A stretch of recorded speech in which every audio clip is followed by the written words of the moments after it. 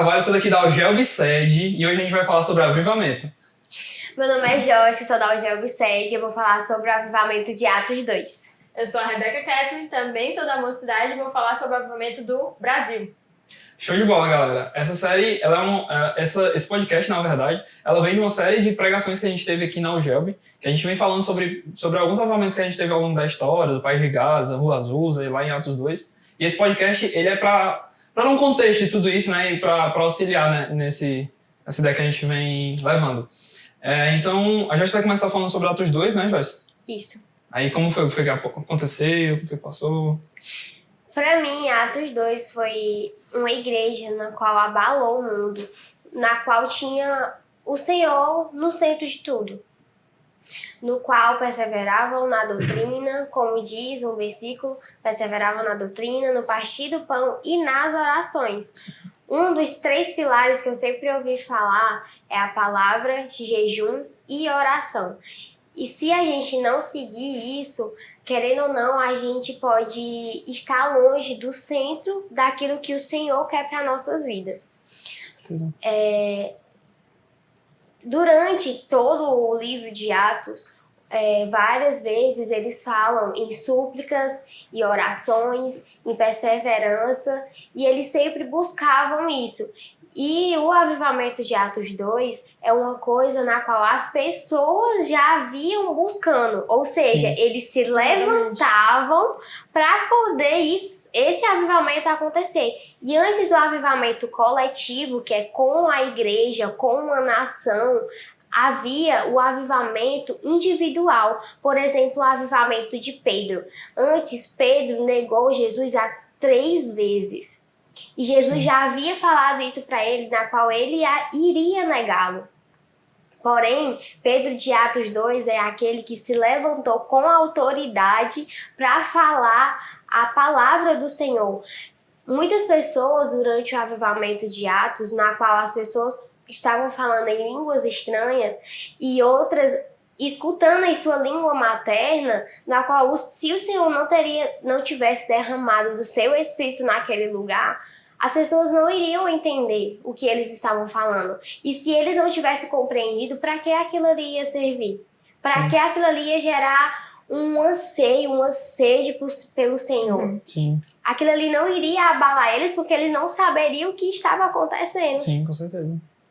E ali o Senhor teve que derramar do seu Espírito para que as pessoas pudessem ouvir o que o Senhor estava falando, pudessem entender o que estava acontecendo naquele lugar. Mas eles não estavam entendendo no início, até porque as pessoas perguntavam se eles estavam bêbados. Aí Pedro chega e fala, são 9 horas da manhã, não tem como. E ele começa a falar que aquilo ali, aquele derramado Espírito Santo, já havia sido escrito pelo profeta Joel, que ele falou, portanto, arrependam-se e cada um de vós seja batizado em nome de Jesus e depois disso receberia o dom do Espírito Santo.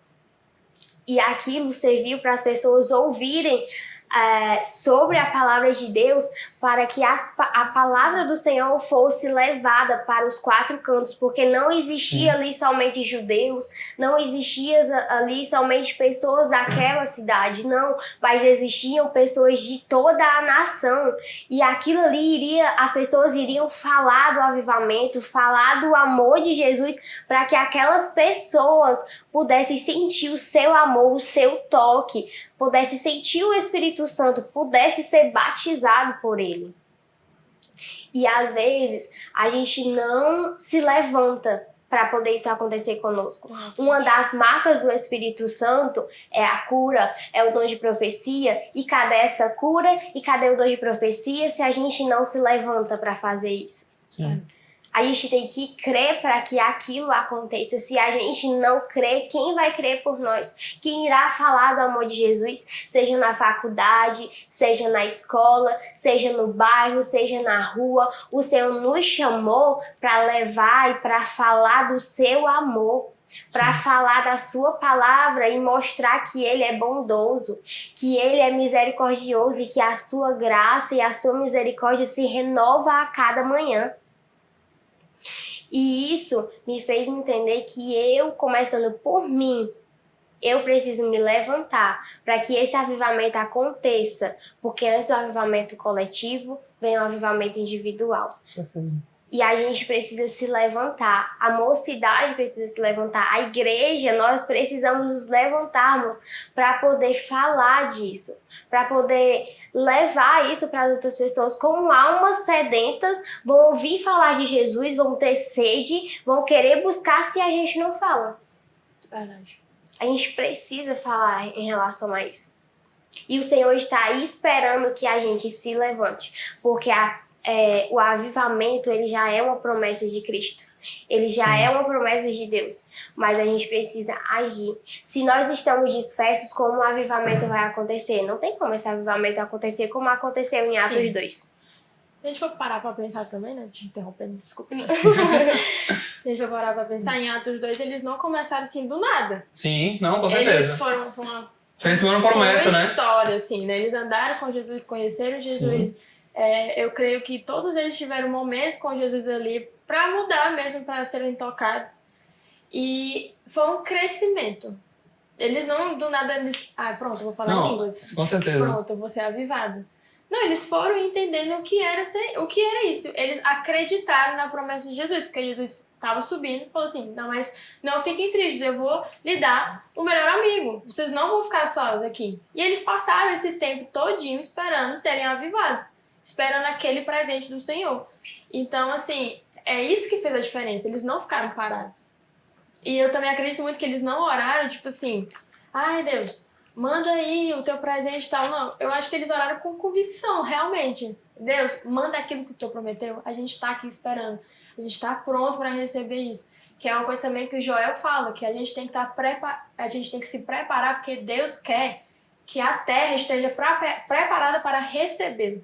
Então, o que a gente faz pra gente receber a Deus? Com certeza.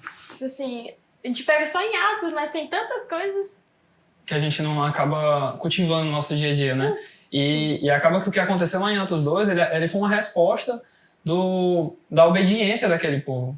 Que ele foi uma promessa, né? Que o próprio Jesus disse, né? Que não saiam de Jerusalém, mas esperem pela promessa de meu Pai, da qual eles me falei. Então eles continuaram ali, perseveraram na doutrina, no partir do pão e orando. Eles em união, em obediência, o Espírito Santo veio e os batizou com o Espírito Santo. E naquela ocasião, né, eu acho muito bonito assim, ver como o Espírito Santo ele trabalha na união das pessoas. E uma das manifestações do Espírito Santo naquele local foi o batismo com línguas, né? Onde várias pessoas, existiam várias pessoas de várias nações. Aí você fica pensando, não, mas por que o batismo com línguas? Várias pessoas de várias nações, gente que não entendia a língua que eles estavam falando, o grego, não entendia o hebraico, mas eles conseguiam entender as palavras de Pedro naquele local, nas pregações, eles conseguiam entender na língua deles. Então, o poder do Espírito Santo, o poder de Deus, ele conseguiu ser manifestado por meio daquelas pessoas, por meio da graça do Espírito Santo. Exatamente. Então, isso é incrível ver a forma como Deus trabalha em Atos 2. E como tu falou, falando em questão da união, né? Sim. Com o irmão, por exemplo, com vocês, eu tenho comunhão com vocês, e isso é o que estava acontecendo também em Atos. Sim. É um dos pilares que estavam acontecendo ali, e em seguida a gente pode ver também em questão do impacto na sociedade. Sim. E que ali eles estavam mostrando que eles eram diferentes. Exatamente. Eles não eram mais a mesma pessoa, mas era totalmente diferente do que eles eram antes. Então aquilo já conta um testemunho da transformação de Cristo na vida deles. É porque naquele tempo eles acreditavam que Jesus já havia morrido e pronto, morreu. Matamos ele.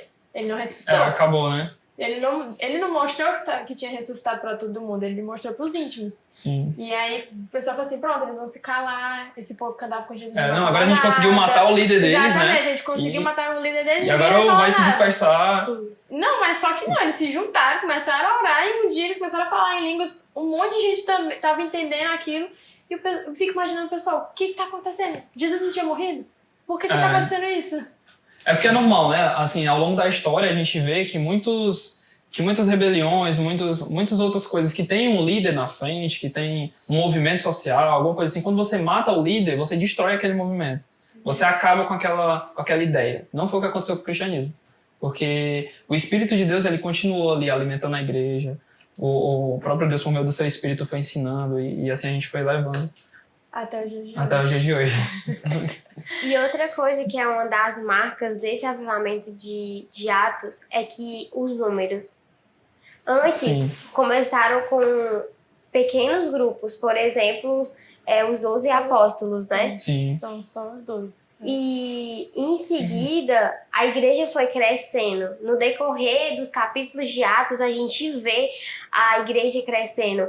O tamanho do local que eles estavam não cabiam mais, não suportavam mais a quantidade de pessoas que Exatamente. estavam chegando naquele Sim. local.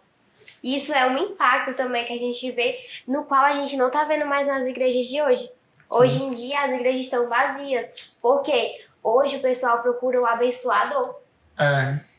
A gente perdeu muito esse amor por Cristo, né? A gente Exato. não vai mais para a igreja para buscar Cristo, para buscar o Espírito Santo.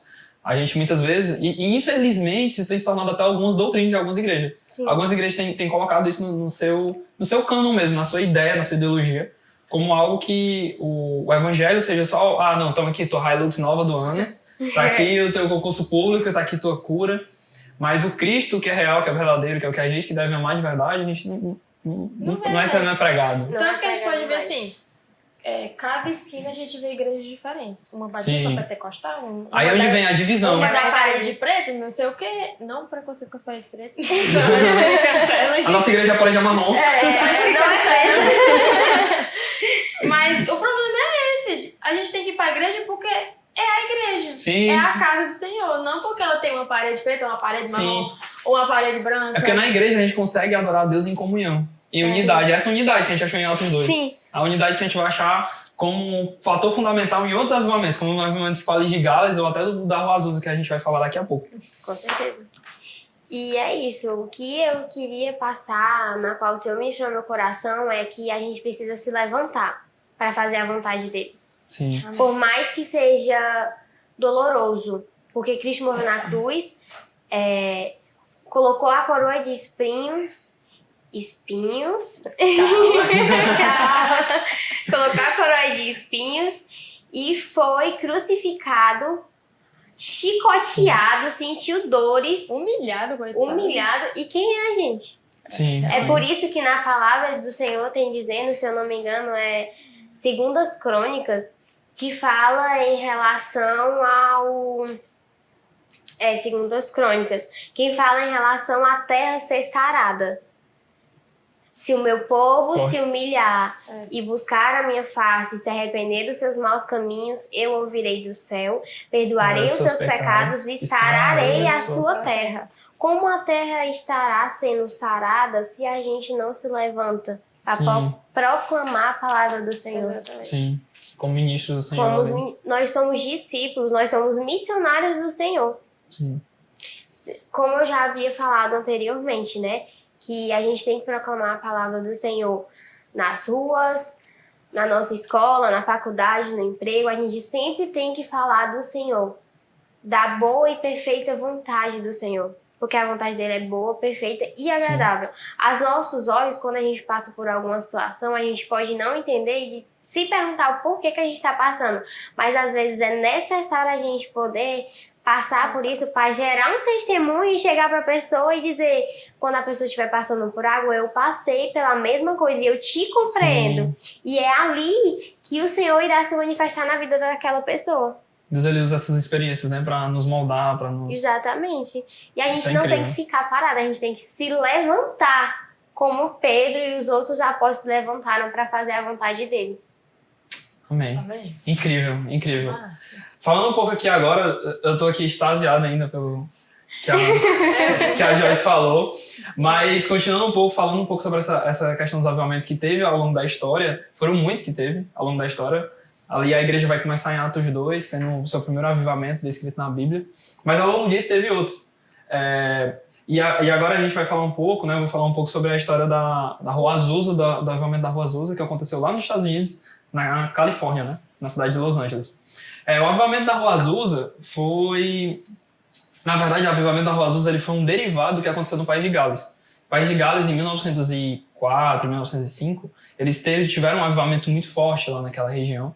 E isso ficou conhecido no mundo inteiro. O mundo inteiro ficou sabendo daquela história, ficou sabendo do que tinha acontecido no País de Gales, onde Deus se levantou poderosamente naquele local, os bares eram fechados. E um país que era pequeno começou a se tornar grande, conhecido por todas as nações, por poder do Espírito Santo naquela região. E não foi assim nos Estados Unidos, não tirando de fora, eu me enrolei todinho, mas não tirando de fora os Estados Unidos, né? Os Estados Unidos também ficaram sabendo dessa história.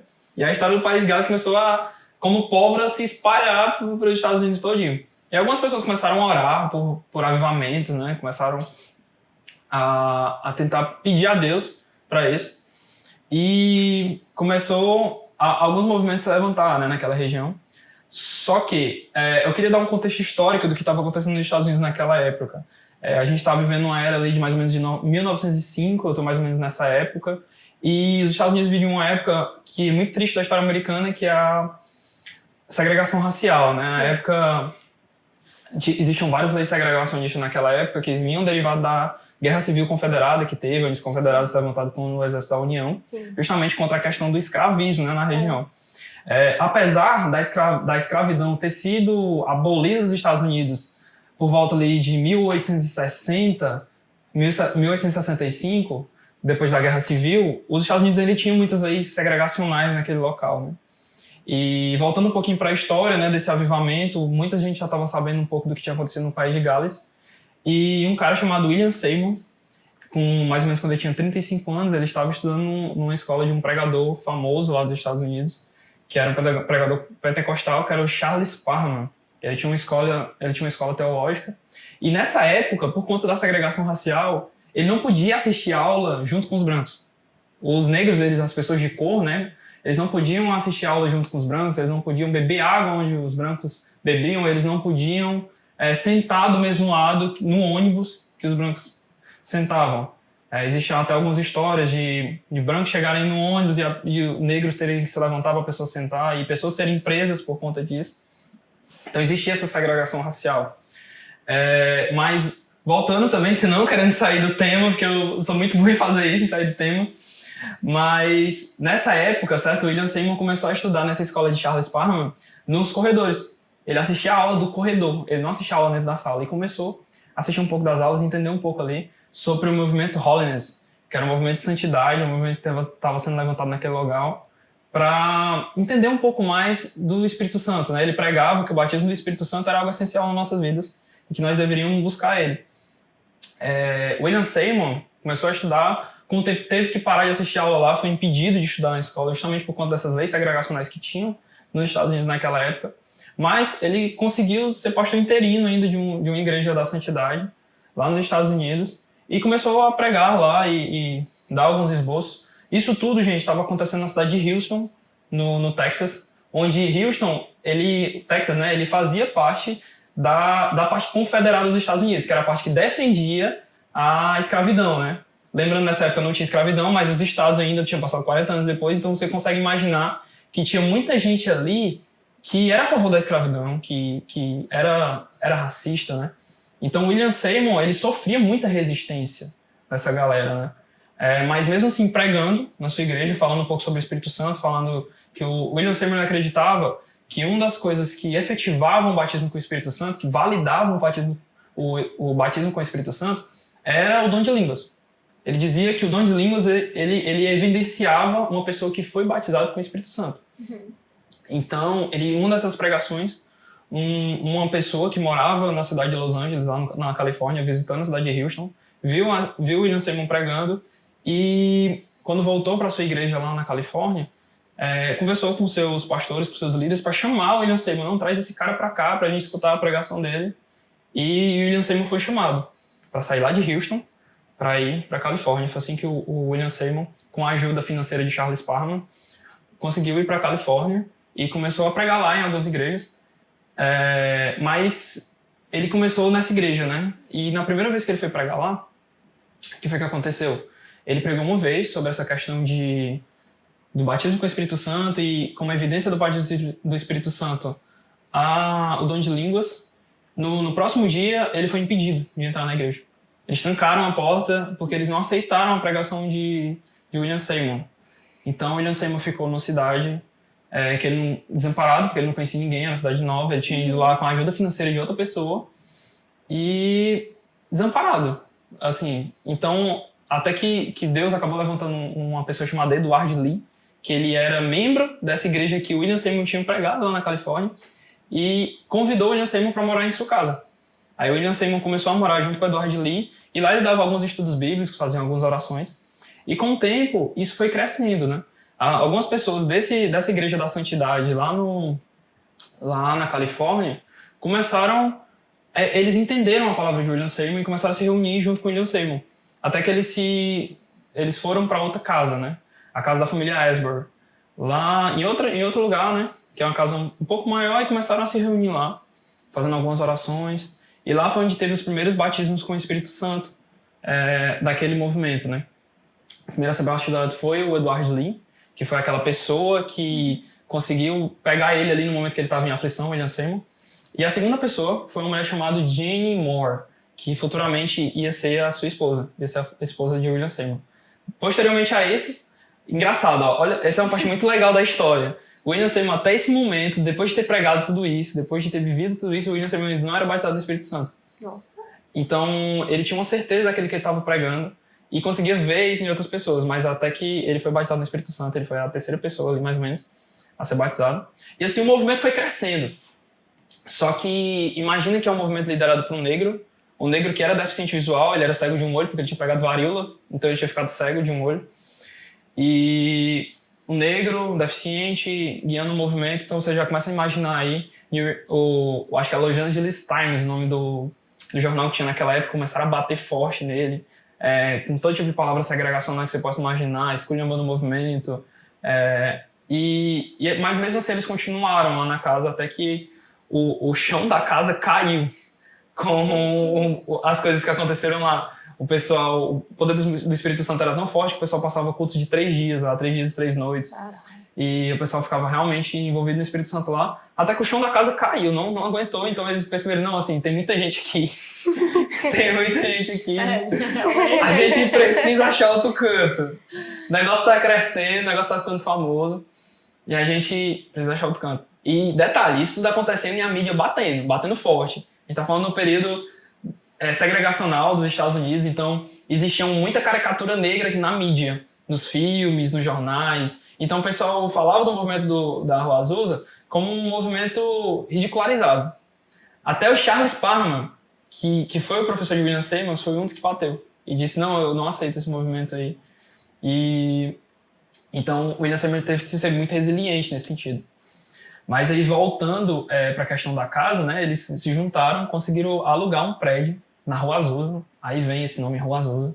Era um prédio, era uma antiga igreja metodista lá no local, mas é uma igreja que estava bem acabada, sabe? Ele já tinha sido depósito de madeira, já tinha sido um hotel. Tudo menos igreja. Tudo menos igreja. Ela foi igreja uma vez, é tanto que você vê as fotos, você vê um prédiozão quadrado, parece mais um hotel, mas você vê aí você vê tipo uma janela, que ela tem um formato mais de igreja. Aí você consegue lembrar que aquilo ali era uma igreja, há muito tempo atrás. Você consegue imaginar aquela igreja.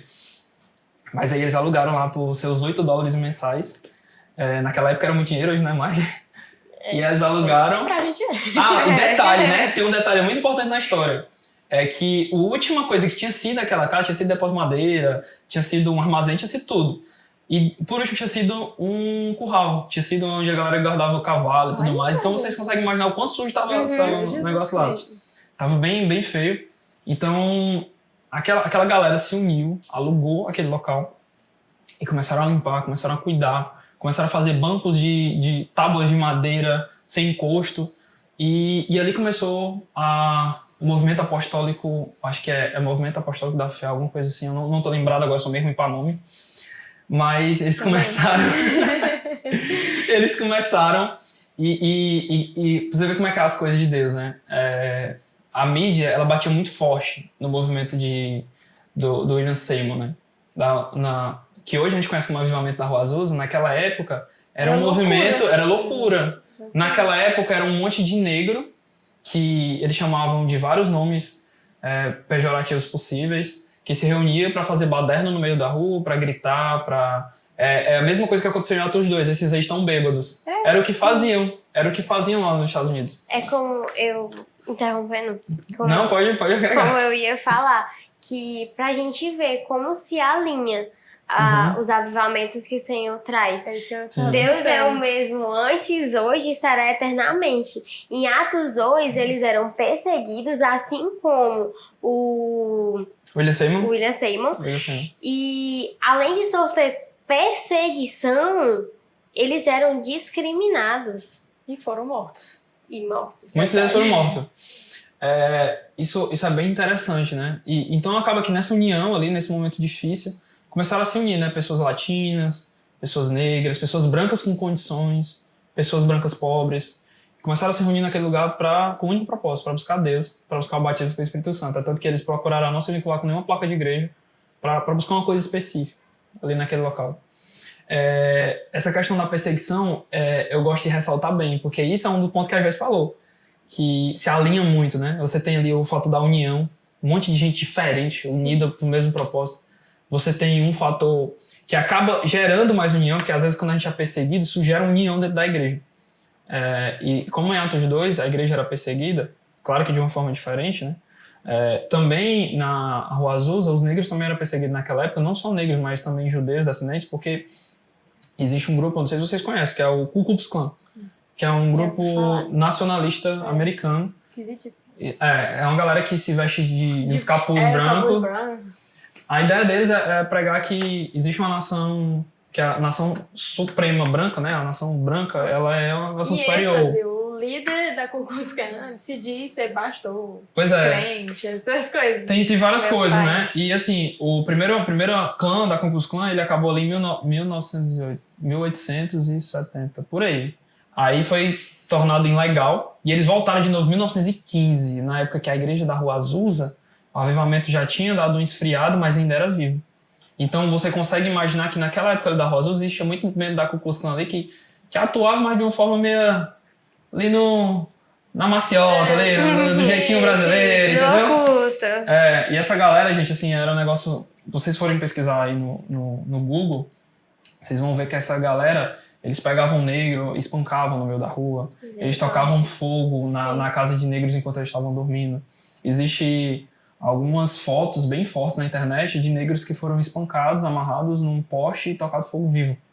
Então, assim, é coisa pesada. Coisa pesada mesmo. Então, você consegue imaginar o quanto essa galera deve ter apanhado naquele lugar, né? E você consegue imaginar o quão a união devia que ser forte para suportar tudo isso. Mas esse movimento da Rua Azusa, Deus ele começou a trabalhar ali, aí começou a ser evidenciado algumas formas do Espírito Santo trabalhar ali, né, naquele local com curas. Teve muita manifestação de cura. Teve questão do batismo de línguas, né? Então, você tem vários tipos de línguas, tá, gente? Eu não me lembro agora, eu acho que, peraí. São as línguas, a glossolalia, que é quando você fala uma língua que a gente chama de língua dos anjos. Existe a Xenolaila, eu acho que é assim que fala. Me desculpa aí se eu tô falando alguma coisa errada. Mas tô aprendendo, meu povo, tô aprendendo. Mas existe editor, a língua... coloca o nome aí, por falou, valeu, obrigado, editor. Existe a língua estranhas, que uma pessoa, por exemplo, uma pessoa que não é do seu país de origem, sei lá, um chinês está aqui e eu tô falando, e pelo Espírito Santo eu consigo falar chinês para que ele entenda. Existe esse tipo de língua estranha. Existe a língua estranha, que é quando eu falo no meu próprio idioma, mas ele entende como se fosse no idioma dele. É tipo como se fosse em Atos 2 ali, muito parecido. Então, na Rua Azusa, você teve a manifestação desses tipos diferentes de língua estranha. Você vê pessoas que só falavam espanhol, enquanto o cara estava pregando inglês, ele estava entendendo tudo. E essa pessoa, ela conseguia entender a palavra do Senhor ali. Glória a Deus. Esse movimento, ele foi muito forte. Acredita-se, né, o espaço da Rua Azusa ali, ele media por volta de 18 metros por 12. Era um espaço pequeno, não era um espaço grande.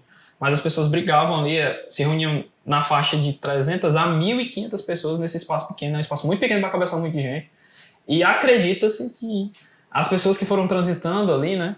Porque, imagina, foi 1.500 pessoas, mas isso é por dia, tá? Então tem muita gente que vem de outros países, muita gente que vem de outros estados. Acredita que na casa de milhares de pessoas passaram pela Rua Azusa. O que é outra coisa que se alinha com Atos 2, que no decorrer do livro de Atos, a Bíblia fala que iria se multiplicando a Sim. quantidade de pessoas, que é a mesma coisa da Da Rua Rua Azusa. Azusa. E isso é um dos fatores que hoje a gente usa para reconhecer movimentos avivalistas reais. Como é que a gente sabe se uma coisa é avivamento ou não? Existem algumas perguntas que a gente deve ser feita. E uma das coisas que comprovam o avivamento é o sentimento missionário. É aquela palavra, o avivamento, ele acontece assim, ele queima tão forte no teu coração que não, cara, eu não consigo reter esse evangelho só pra mim. Eu não consigo reter Cristo só pra mim. Eu tenho que falar pra outras pessoas. É porque às vezes a gente coloca Deus dentro de uma caixinha. Sim, dentro da caixinha de dizer... A gente foca muito em Atos 2, mas a gente se for voltar para Mateus, por exemplo, Jesus já fazia isso. Jesus já mostrava o que era um avivamento. Sim. Uma vez, né, de tantas pregações que ele fez, uma hora ele estava pregando lá no deserto, chegou uma porrada de gente para ouvir Jesus. Passaram horas. Horas, sim. Horas sim. e ele falando e... E detalhe, viu? Não tinha sombra não, tá?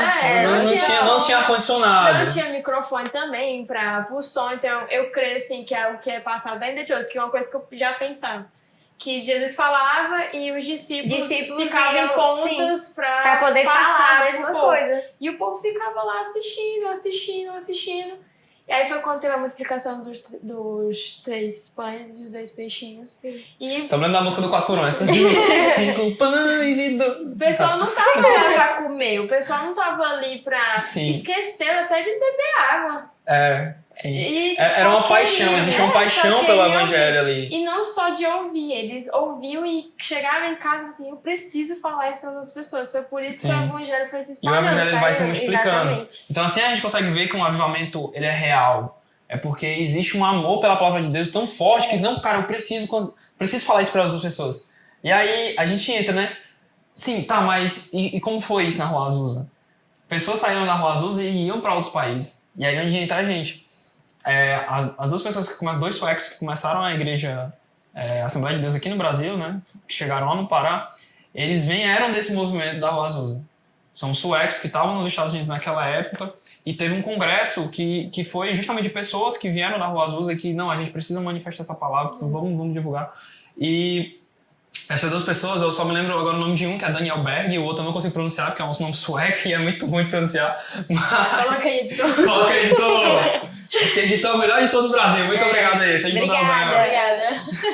Aí, esses dois suecos, eles saíram dos Estados Unidos e receberam uma revelação de Deus naquele local e que eles fossem para o Pará, né? Deus revelou para ele o Pará. Eles não sabiam onde era o Pará. Eles não sabiam, eles moravam nos Estados Unidos, era sueco. Aí tu imagina, tipo, Deus hoje te mostra um lugar que tu nem sabe. Nem Só sabe. vai. Só vai, tá aí, ó. Aí eles foram na biblioteca lá, sabe, procurando em mapa, né? Saíram lá nos bichos tudo mofados lá e acharam, tá aqui, achei, tá aqui, ó. É o Brasília. Aí, pronto. Aí foi assim que eles pegaram um navio e vieram pro Brasil. E assim começa a nossa história, a história da Assembleia de Deus. Então, assim, a história da Rua Azusa, ela foi uma história muito entrelaçada com a história cristã. Eu acho que do mundo inteiro, eu acho que não só do Brasil. E é isso, gente. Se vocês puderem agregar... Mas pegando a conexão aqui do Manel, né, já trazendo para o momento do Brasil. Ela veio hoje toda de amarela, propositalmente aí, ó. Bota a música do Brasil aí, editor. Vai, Brasil! O Brasil, falando historicamente, né, o Brasil, antes de ser colonizado, ele só tinha os índios, né? Os índios viviam aqui, vamos viver aqui de boa. Sim. Os portugueses chegaram e trouxeram uma religião diferente, né?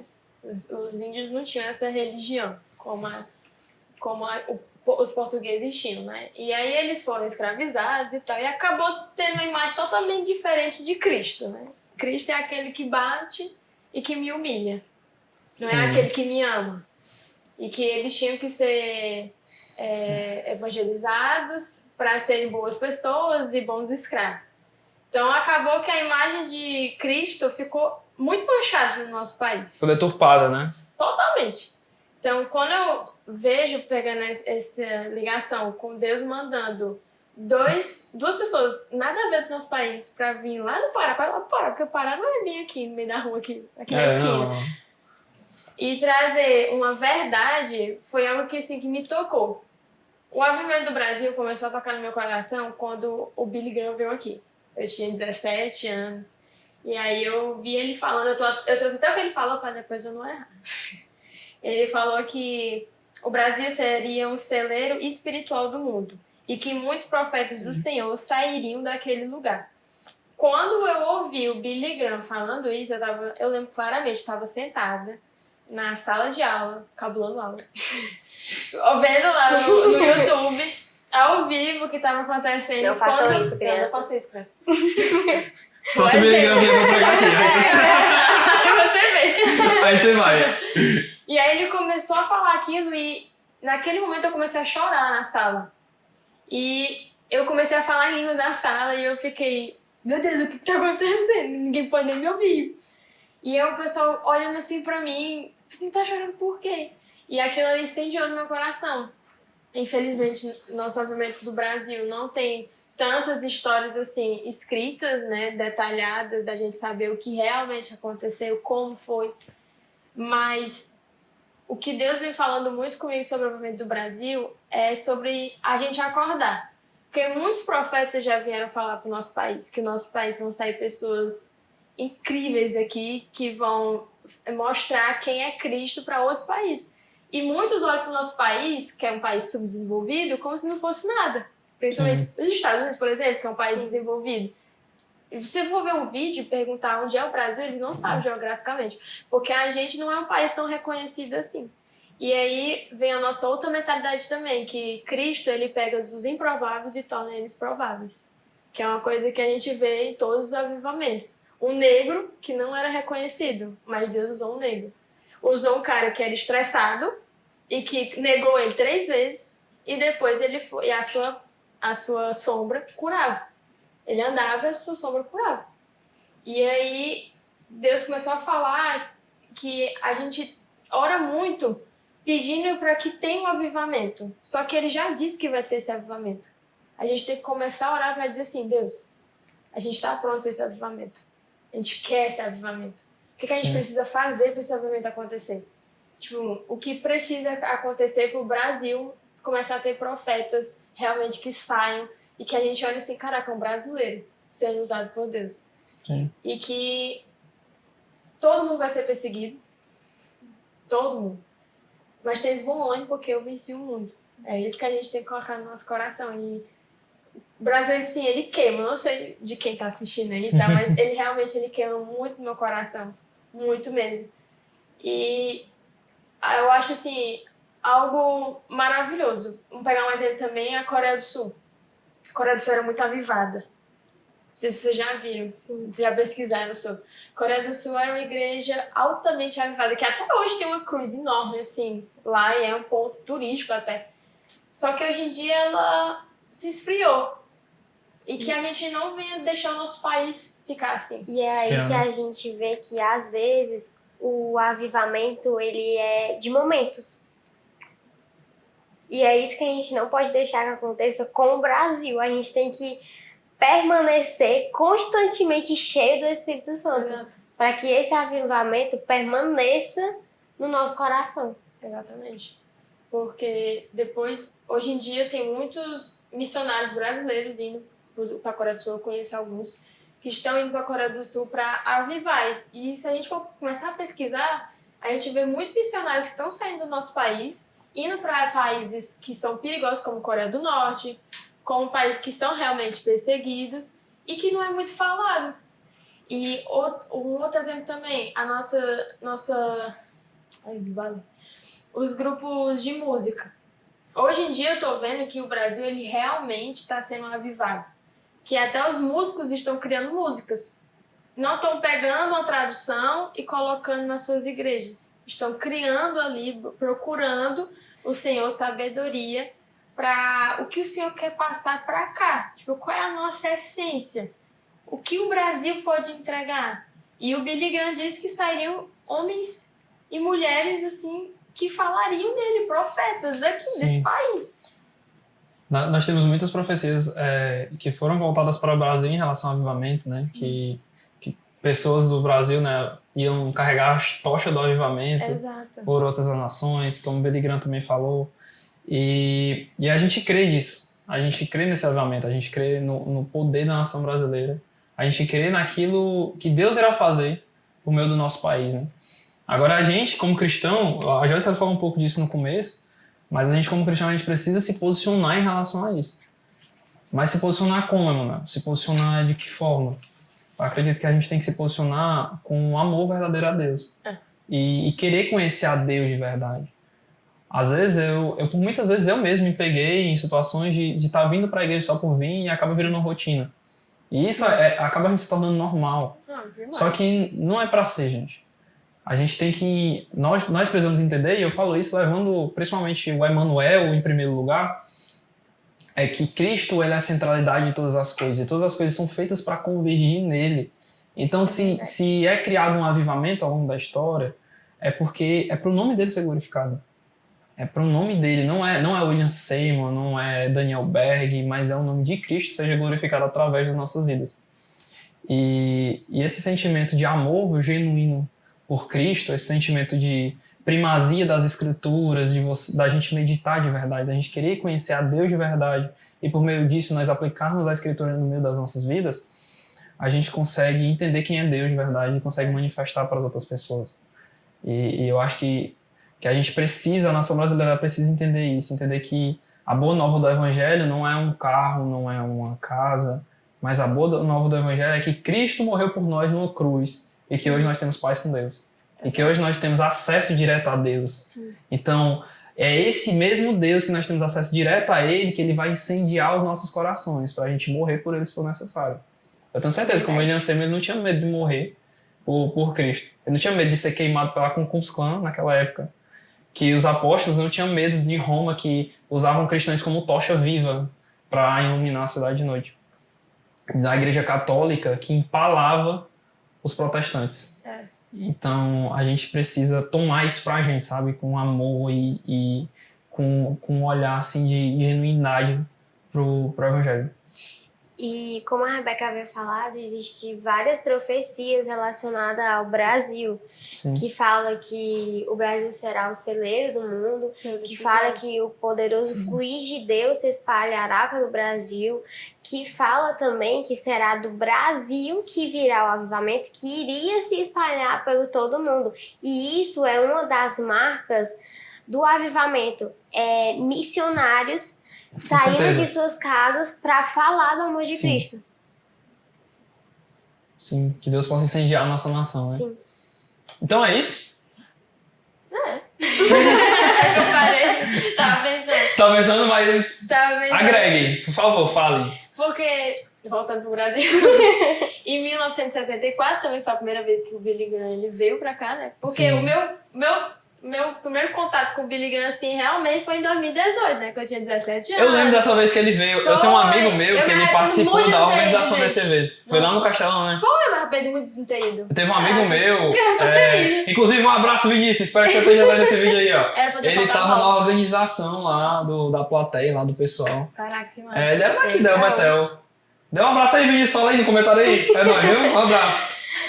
E ele olha pra nossa bandeira no Brasil surpreso.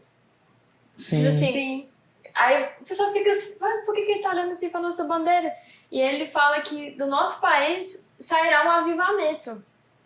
E ele olha surpreso, e eu imagino que todo mundo também olhou surpreso. Tipo, o Brasil? Logo do Brasil. O Brasil vai sair um avivamento?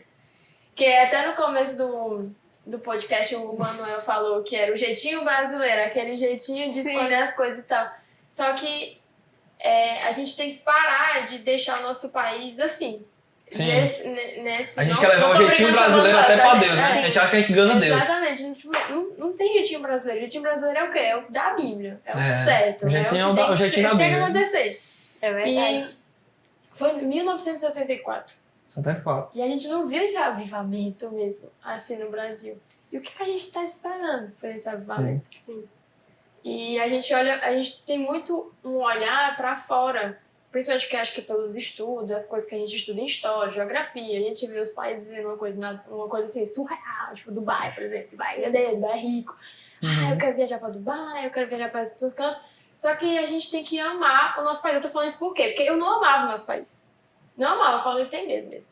Foi em 2018 que eu realmente comecei a olhar para o nosso país de uma forma diferente. Porque eu vi um profeta do Senhor que veio do país dele para cá, um país frio, que é quente pra ele, e ele falou que do nosso país sairia um avivamento. E Deus falou assim, eu acredito em vocês. Eu acredito nesse país também. Tudo foi feito por mim. Sim. Tudo foi minha criação. E vocês são minha criação. Vocês não são qualquer país. Vocês também vão fazer parte dessa história. Da minha história. E quando foi assim, foi como se fosse uma venda caindo assim nos meus olhos. E eu comecei a chorar porque eu não amava onde Deus me tinha colocado. Eu falava, Deus, por que você me colocou aqui? Eu quero sair, eu quero ir pra fora, não tenho vida aqui. Esse negócio do Brasil não tá certo pra mim, não. É quente demais. É demais. O Brasil é tão quente que o Billy Graham, quando chegou aqui, disse que o avivamento ia sair daqui, que o negócio é fogo. É fogo todo dia aqui, tá ligado? E aí, quando eu comecei a chorar, eu comecei a pensar também, quantas pessoas que não entendem o dar valor aonde Deus me coloca. Porque Deus, ele não começa no muito.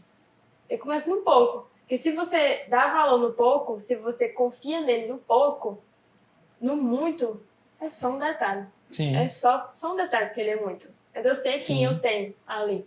E que se eu perder tudo, eu não vou perder, então tá tudo bem. Sim.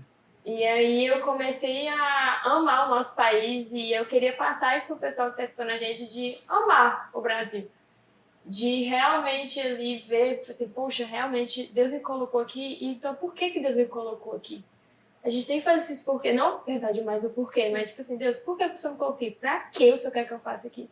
O que o Senhor quer que eu faça? E às vezes, a gente tá aqui falando aqui no podcast, mas pode ser que a gente só participou disso. E que a gente participe só atrás do púlpito. E tá tudo bem também. Com certeza. Porque o avivamento não é só daquele que tá ali na frente, falando, aquele que tá passando ali a palavra do Senhor, mas também aqueles que estão unidos em corpo, em comunhão, e ajudando com que aquilo aconteça.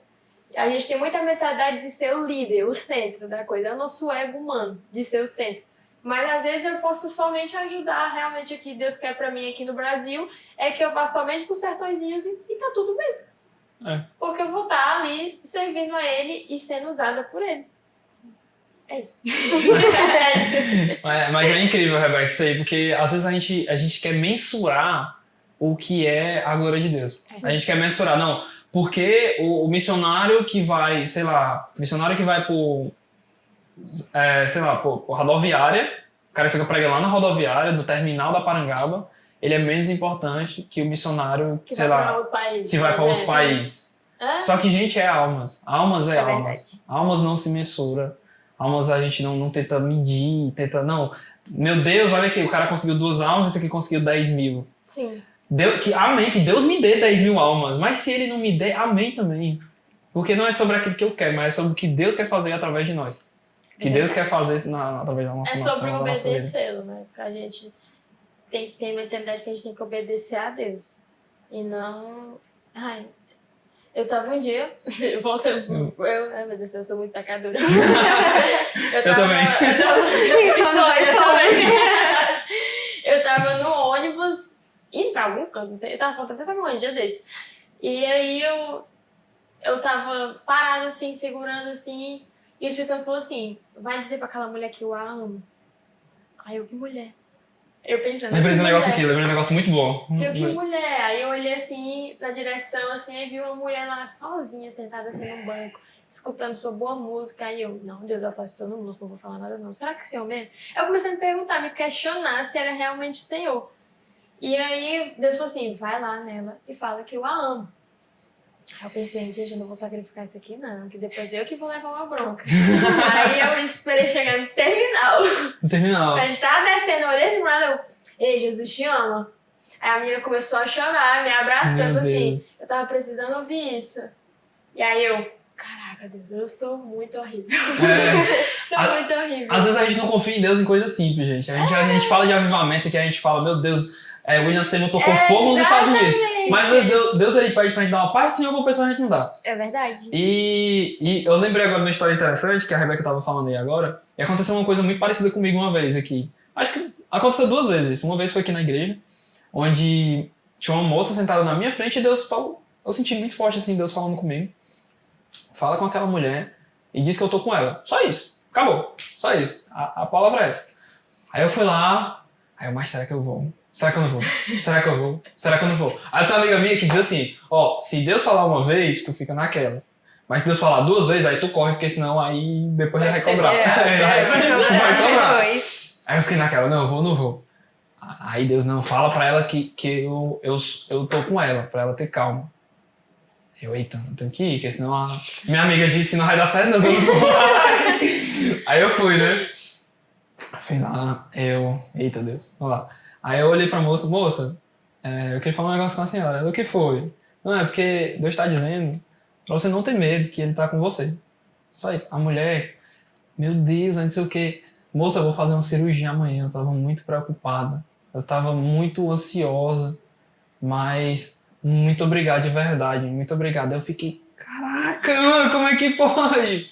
Deus é muito maravilhoso, gente, muito Isso aí maravilhoso. a gente pode ver que Deus age nos mínimos detalhes. Nos mínimos detalhes. Às vezes você pensa que Deus ele vai falar numa explosão, pum, mas não, Deus ele fala no eu tô contigo. Entendeu? Às vezes ele fala baixinho. no oculto e no escondido. Ele fala baixinho, ele como um amigo íntimo. Sim. Como a gente tá falando aqui, a gente não tá falando gritando. Deus, ele fala assim com a gente. E por isso que a gente tem que procurar ter intimidade com o Senhor. Porque quanto mais você é íntimo, ele não precisa gritar. Tipo, Emanuel, precisa falar pra ela que eu tô com ela. Ele vai falar bem do ladinho. É isso que o Senhor me trouxe a recordação que às vezes a gente tá tão longe dele que a gente não consegue ouvi-lo. Ele precisa gritar. Sim. Pra gente poder escutá-lo. Mas ele nos quer tão perto, mas a gente se prende, se recua a não viver aquilo que ele tem proposto pra nós. Exatamente. Certeza. Até porque o avivamento ele não vai começar com uma explosão. Ele vai começar com aqueles que buscaram Sim. intimamente a ele, no quarto. Sim. Que viveram algo sobrenatural ali no quarto. Eu tava lendo o livro do Bom Dia Espírito Santo, que a gente teve uma época na mocidade que teve que ler. E até hoje eu tô lendo esse livro de novo, porque é surreal. E me incomoda por ser surreal pra mim, porque eu quero que isso seja real. As coisas que ele vivia no quarto dele, antes dele ser pastor, antes dele estar ali sendo líder, fez com que ele crescesse. É por isso a importância da nossa base. Se a nossa base ela tá bem construída, os outros níveis vão ser só detalhes. E às vezes eu falo muito com a Joyce, quando eu tô conversando com ela sobre o que eu passo, tá? Eu falo, Joyce, eu agradeço muito pela Rebeca da minha adolescência. Porque o que eu vivi no meu quarto quando eu era adolescente, é por onde eu tá aqui. Senão eu já tinha saído da igreja faz tempo. Meu Deus. E é como a Rebeca tocou nesse assunto, de quando a gente estava conversando em relação a isso, e ela dizendo que agradecia muito a Rebeca de antigamente, e que eu olhei pra ela e falei, Rebeca, eu queria que quando eu fosse mais nova, eu tivesse essa base. Sim. Mas eu não tive essa base no qual eu pudesse fazer, porque minha mãe me trazia para a igreja, porém eu vinha sem querer, querendo ou não. Obrigada. Vinha praticamente obrigada. Eu confesso que teve uma época que eu também tava muito diferente, todo não. mundo passou por Mas Todo mundo foi Mas obrigado. aí eu me pegava pensando assim, Jesus, muito obrigada. De onde o Senhor me tirou para onde eu tô agora?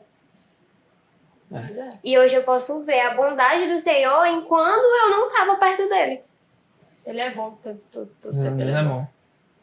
Queria agradecer, Sérgio, pra você que assistiu até aqui, pra você que ficou aqui com a gente até o final do vídeo. Queria pedir pra você dar um like no vídeo, comenta, pra ajudar a gente a engajar no YouTube, pra que esse vídeo seja distribuído pra outras pessoas, que eles E consigam também. compartilha. Compartilha, Instagram, WhatsApp, Comenta comenta. também o que você achou, o que você Sim. quer passar. Tipo, se quer falar uma coisa que passa pra sua vida, comenta também que a gente vai ler. Comenta se você quer falar sobre o avivamento também. Coloca aí nos comentários que a gente vai olhar depois. Fala um pouquinho do que você pensa sobre o avivamento, Vamos tentar fazer um comentário legal aí. Vamos criar um fórum de discussão aqui nesse vídeo. Que a gente vai falar um pouco sobre o avivamento. Que foi o avivamento pra você. Não tem como abordar tudo no vídeo curto. Sim. Mas vamos tentar deixar os comentários aí mais ricos possível. Amém? Gente, espero que vocês sejam abençoados com esse vídeo. Que a paz do Senhor esteja com todos vocês. E é isso. Amém. Deus abençoe. Tchau. Valeu, pessoal!